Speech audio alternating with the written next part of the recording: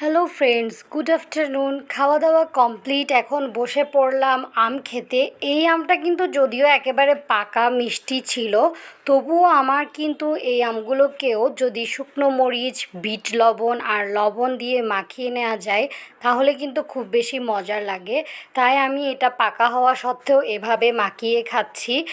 এটা কিন্তু খেতে খুবই মজা লাগে। আপনারা যারা ট্রাই করেনি ট্রাই করে দেখতে পারেন। আর কারা কারা আমার মতো এইভাবে খান এটাও জানাবেন কমেন্টে। Hello friends, good afternoon. খাওয়া দাওয়া কমপ্লিট, এখন বসে পড়লাম আম খেতে।